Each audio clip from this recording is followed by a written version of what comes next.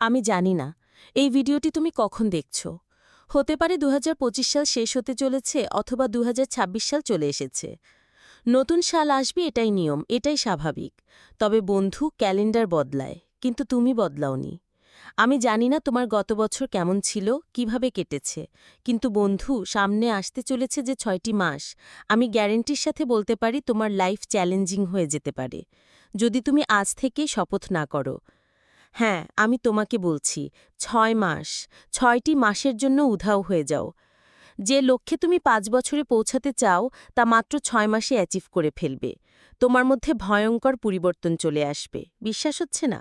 আজকের তারিখটা তুমি নোট করে নাও। আর ভিডিওর মধ্যে ডুবে যাওয়ার আগে দয়া করে যা কিছু অতিরিক্ত করছো তা বন্ধ করে দাও। ৬টি মাসের জন্য উধাও হয়ে যাও। সামনে আসতে চলেছে ৬ মাসের জন্য ভুলে যাও তোমার দুনিয়াতে বন্ধু আছে। বিশ্বাস করো, কেউ কোথাও যাবে না তোমাকে ছেড়ে। ৬ মাসের জন্য দরজা বন্ধ করে দাও, দূরে চলে যাও এসব ডিস্ট্র্যাকশন থেকে। মানে ৬ মাস তোমাকে দুনিয়ার মানুষ থেকে উধাও হয়ে যেতে হবে। নিজেকে আইসোলেট করে ফেলতে হবে, ঠিক যেভাবে করোনাকালে মানুষ আইসোলেশনে চলে যেত, যেখানে শুধু তুমি, তোমার মাইন্ড, বডি আর তোমার লক্ষ্য, তোমার উদ্দেশ্য, তোমার জীবন থাকবে। কি ভাবছ? ৬ মাস? এত বেশি সময়? বন্ধু, এটা শুনতে হয়তো অনেক বড় লাগছে, কিন্তু এটাও তো চিন্তা করো যে এটা তুমি তোমার লাইফ আর স্বপ্নের জন্য করছো। এটার মধ্যে যেই আসুক, যত ধরনের মানুষ যত কথাই তোমাকে বুঝাক, যত টাকা পয়সার লোভ আসুক, যে যেইভাবে তোমাকে বুঝাক না কেন, মনে করবে তারা ফালতু কথা বলছে। তোমার বন্ধু নিজের স্বার্থের জন্য তোমাকে কাছে ডাকছে।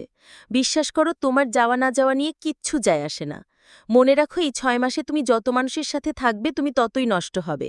সব আনন্দের গ্রুপ থেকে লেফট হয়ে যাও, ফালতু মানুষ এড়িয়ে চলো। আর টাইম ওয়েস্ট যারা করে তাদেরকে ব্লক করে দাও জীবন থেকে। ফেসবুক থেকে, ইনস্টাগ্রামের দুনিয়া থেকে বের হয়ে আসো। তোমার কাজ আছে জরুরি, এটা বলে শেষ করো চ্যাটিং। মেসেজ টাইপ করে নিজের সময় নষ্ট করো না। ৬ মাস সেলফিশ হয়ে যাও, নিজের কথা চিন্তা করো। নিজের লাইফ, নিজের স্বপ্ন, নিজের লক্ষ্য, নিজের ফ্যামিলির কথা চিন্তা করো। Number 2, speechless, do more. মনে রেখো, খালি পেটার পয়সা সবসময় আওয়াজ করে বেশি। তোমার অ্যাটিটিউড আর তোমার মোটিভেশনাল স্ট্যাটাসে কিছুই হবে না বন্ধু। কেউ কিছু বলে দিয়েছে আর তার বদলা নেওয়ার জন্য ফেসবুকে তুমি স্ট্যাটাস দিয়েছ, success is the best revenge. Status দিচ্ছ আর দিনভর বিছানায় পড়ে আছো। অন্যকে জানানোর জন্য, অন্যকে দেখানোর জন্য স্ট্যাটাস দেওয়া বন্ধ করো। ফেসবুক, ইনস্টাগ্রামের ফাঁদ থেকে বাইরে আসো। মানুষের সাথে তর্কাতর্কি করা বন্ধ করো। সবাইকে নিজের কথা বলো না। তোমার জীবন হচ্ছে তোমার সবচেয়ে প্রাইভেট পার্ট। সবাইকে নিজের জীবনে ঢুকতে দিও না। কখনো ভেবেছ তোমার মোটিভেশন কেন সবসময় ঠান্ডা হয়ে যায়? কারণ তুমি এমন মানুষদের সাথে থাকো যারা তোমার সব এনার্জি চুষে নিয়ে তোমাকে খালি খোসা বানিয়ে ছেড়ে দেয়। এরকম বন্ধুত্ব থেকে বাইরে আসো। মানুষকে নিয়ে সমালোচনা করা, অন্যকে নিয়ে চিন্তা করা ছেড়ে দাও। যদি তুমি না থাকো, দুনিয়া থেমে যাবে না। তোমার থেকে শ্রেষ্ঠ মানুষটা দুনিয়া থেকে চলে গেছে বলে দুনিয়ার কিচ্ছু যায় আসেনি। তোমার না থাকা নিয়েও কিচ্ছু যায় আসে না। দুনিয়া যেভাবে চলছে সেভাবেই চলতে থাকবে। মরে যাওয়া মানুষকে মানুষ একদিনে ভুলে যায়। কি যায় আসে কে তোমাকে নিয়ে কি ভাবছে না ভাবছে? আর যদি তোমার এতই ফিলিংস হয়, মানুষের কথায় যদি এতই কষ্ট হয়, দয়া করে অনুরোধ করি ৩ নম্বর পয়েন্টটা মুখস্থ রাখো। মানে নিজের ফিলিংসগুলোকে জ্বালিয়ে দাও এই ৬ মাসের জন্য। এই যে খিটখিটে মেজাজ হয়ে যাচ্ছে, ডিমোটিভেটেড হয়ে যাচ্ছ, মারাত্মক টেনশন হচ্ছে, তাহলে দয়া করে একটা কাগজ নাও আর লেখো কেন তোমার আত্মবিশ্বাস হারিয়ে যাচ্ছে, কেন এত টেনশন তোমার। যত রাগ, অভিমান, নেগেটিভ এক্সপিরিয়েন্স সব কিছু কাগজে লেখো, তারপর আগুন দিয়ে তা জ্বালিয়ে পুড়িয়ে থচনচ করে দাও। দেখবে তোমার ভেতরের ফিলিংসগুলো জ্বলে পুড়ে ছাই হয়ে গেছে, একদম খালি হয়ে যাও। আর যদি বলতেই চাও, মানুষকে না বলে শুধু নিজের সৃষ্টিকর্তাকে বলো। রাতের আধারে হাত তুলে প্রার্থনায় তাকে বলো।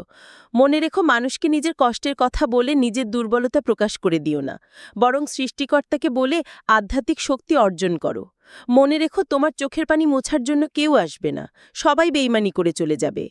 Number 4 point, think you like a product. দেখো, ২১ দিন তুমি যা খাবে, তুমি যেভাবে দেখবে, তুমি যা করবে, আমি গ্যারেন্টির সাথে বলতে পারি তুমি ঠিক ওই রকম হয়ে যাবে। মানে এটা তোমার অভ্যেস হয়ে যাবে। দেখো, লোহা ২১ দিন চুম্বকের সাথে থাকলে চুম্বকের মতো হয়ে যায়, কিন্তু আবার কিছুদিন দূরে থাকলে সে আবার লোহা হয়ে যায়। মানে যেমনটা ছিল তেমন হয়ে যায়। মনে রাখবে, তুমি হচ্ছ তোমার হ্যাবিটের গোলাম, তোমার অভ্যাসের দাস। তোমার হ্যাবিট নিশ্চিত করবে তোমার সাকসেস। নিজেকে একটা প্রোডাক্টের মতো ভাবো। এটা চিন্তা করো যে যদি কোনো গাড়িতে খারাপ তেল যায় তাহলে সে গাড়ি কতদিন চলতে পারে। তুমি তোমার ব্রেনকে যত ভালো জিনিস দেবে তত ভালো ডিসিশন নিতে পারবে তোমার ব্রেন। তোমার হাতে থাকা মোবাইলটাও তো আপডেট নয় বন্ধু, তাহলে তুমি কেন নিজেকে আপডেট করছো না?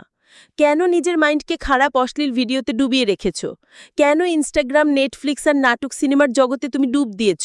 এসব বন্ধ করো আর নিজের মাইন্ডকে 100 ভাগ ফ্রেশ করে ফেলো। হ্যাঁ, ওই যে বলছিলাম, মেজাজ খারাপ হয়ে যায়, মাথা ব্যথা করে, লক্ষ্য এবং উদ্দেশ্যের দিকে ফোকাস করতে পারছো না, মনোযোগ দিতে পারছো না। এর কারণ কি জানো? তুমি তোমার শরীরকে ভালো খাবার দিচ্ছ না। যত সব জাঙ্ক ফুড, অস্বাস্থ্যকর খাবার তুমি খাচ্ছ। মনে রেখো, খারাপ তেলে যেমন গাড়ি নষ্ট হয়, খারাপ খাদ্যে তোমার শরীর, তোমার মস্তিষ্কের ক্ষমতা নষ্ট হয়। বিশ্বাস করো, মনোযোগ দিতে না পারলে প্রতি সপ্তাহে 4 দিন রুটি খাওয়ার বদলে কাঁচা বাদাম খাও। এই কাঁচা বাদামের ওমেগা 3 ফ্যাটি অ্যাসিড তোমার ব্রেনের শক্তিকে বাড়ায় কিনা, তোমার মনোযোগের ক্ষমতাকে শক্তিশালী করে কিনা, হাতে নাতে প্রমাণ পেয়ে আমাকে বলো। শরীর মোটা হয়ে গেলে জিমে চলে যাও। ধীরে ধীরে নিজেকে প্রস্তাব করো। আচ্ছা, তুমি লাইফে কিছু করতে চাও আর সেটা করার জন্য তোমার এনার্জি থাকতে হবে। তোমার শরীরে যদি এত চর্বি থাকে আর যদি তুমি এত দুর্বল হয়ে যাও, তাহলে তুমি সফলতার ধাপগুলো পার হবে কিভাবে? আসছে 6 মাস, নিজেকে পাল্টে ফেলো। খাদ্যাভ্যাস চেঞ্জ করো।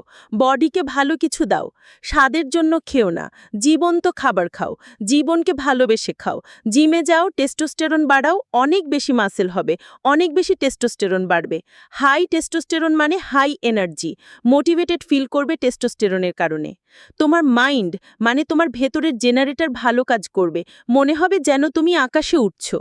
এবার যখন নিজের শরীরকে প্রস্তুত করে ফেলেছ, নোট পেপার নিয়ে লিখে ফেলো তোমার যা যা লক্ষ্য, তোমার সকল স্বপ্ন লিখে ফেলো। 1 বছরে কি করতে চাও আলাদা লিখো, 6 মাসে কি করতে চাও আলাদা লিখো, 1 মাস, 1 সপ্তাহ, এমনকি দৈনিক কি করতে চাও তাও লিখো। মনে রেখো, নিজের গোলকে যত ছোট করে অ্যাচিভ করবে তত তাড়াতাড়ি তা অ্যাচিভ হবে আর যত বেশি অ্যাচিভমেন্ট হবে, তোমার আত্মবিশ্বাসের শক্তি তত তীব্র এবং শক্তিশালী হবে। আচ্ছা, ধরো তুমি ফেসবুকে 10 লাখ টাকার পণ্য বিক্রি করতে চাও। তার জন্য তোমাকে ডিজিটাল মার্কেটিং শিখতে হবে, প্রপার গাইডলাইন মেনটেন করে চলতে হবে। একদিনে সম্ভব নয়, তার জন্য তোমাকে পরিশ্রম করতে হবে, ডিসিপ্লিন মেনটেন করতে হবে, প্রপার ট্রেনিংয়ের দরকার হবে। এরপরে তোমার গোলে স্ট্রাইক করতে হবে। মোটিভেশন দেখে কিচ্ছু হবে না। 6 মাস পরিশ্রম করার জন্য ভেতর থেকে মোটিভেশন আসতে হবে। তোমার উদ্দেশ্য ক্লিয়ার হতে হবে। তুমি সাকসেসফুল কেন হতে চাও? প্রশ্ন করো তো। তোমার পারিবারিক অবস্থা চেঞ্জ করতে চাও নাকি গরিব হয়ে বাঁচতে চাও না তোমার ভালো হেলথ চাও? কিসের জন্য চাও তুমি সফল হতে? তা কমেন্ট করে এই ভিডিওর নিচে বলো। এই ভিডিওতে করা কমেন্ট কি আমি তোমার শপথবাক্য হিসাবে ধরে নিব। যেভাবে একটা ক্ষুধার্ত ঈগলের ফোকাস শুধুমাত্র তার খাবারের দিকে থাকে, সেভাবে তুমি তোমার লক্ষ্যের দিকে ভয়ঙ্কর ফোকাস দাও। কাজ শুরু করার আগে তোমার ফোন বন্ধ করে নাও। একই সময় একই কাজ করো, না হলে অনেক কাজের মধ্যে তুমি ঝুলে থাকবে। খাবার খাচ্ছ, মনোযোগ দিয়ে খাবার খাও। প্রয়োজনের থেকে বেশি পরিমাণে চিবিয়ে খাও। জিম করছো, তাহলে শুধু জিমটাই করো, পুরো ফোকাস জিমে দাও। বই পড়ছো, পরিপূর্ণরূপে বইয়ের ভিতরে ঢুকে যাও। কিন্তু বেশিরভাগ মানুষ ঘরে থেকে অফিসের চিন্তা করে, আর যখন অফিসে থাকে তখন অফিসের কাজ ফেলে ঘরের চিন্তা করে। প্রিয় বন্ধু, ওই ফাঁদে পড়লে কিন্তু শেষ হয়ে যাবে। বিশ্বাস করো, 21 দিন যখন যে কাজটা করছো সেটাই মনোযোগ দিয়ে করো। সচেতনভাবে সজ্ঞানে অন্য কোনো চিন্তা মনের ধারে কাছেও আনবে না। শুধুমাত্র 21 দিন করো, তারপরে তুমি ফ্রি ফ্লো স্টেটে চলে যাবে। ফ্রি ফ্লো স্টেটের মানে বুঝতে পেরেছো? ওই যে যেমন মোটরসাইকেল যেদিন প্রথম চালানো শিখছিলে সেদিন কত মনোযোগ দিয়ে ক্লাস টেনেছো, কত মনোযোগ দিয়ে সামনে গাড়ি দেখে ব্রেকে চাপ দিয়েছো। আচ্ছা বলো তো, 6 মাস পরে কোনো গাড়ি সামনে চলে আসলে ওই চিন্তাভাবনা করেই কি তোমাকে ব্রেকে চাপ দিতে হয়, ক্লাস টানতে হয়, নাকি তোমার অবচেতন মন অটোমেটিক তোমার পাকে ব্রেকের কাছে নিয়ে যায় আর হাতকে ক্লাচ টানতে বলে? যদি সত্যি সেটা অবচেতন মনই বলে থাকে, তাহলে আমি বলবো এই অবচেতন মনটাকেই তুমি অ্যাক্টিভেট করে ফেলো।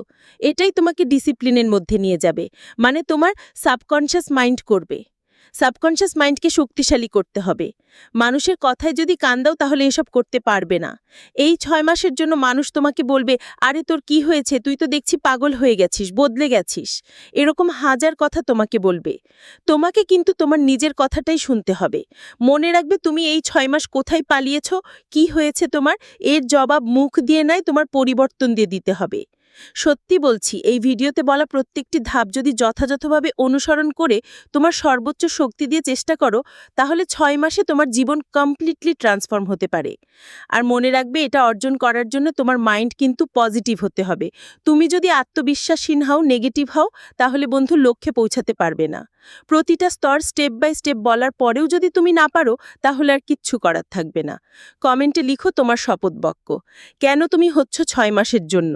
সযত্নে থেকে যাবে এই কমেন্ট। 6 মাস পরে এসে দেখে যাও তুমি কি শপথ বাক্য উচ্চারণ করেছিলে এখানে।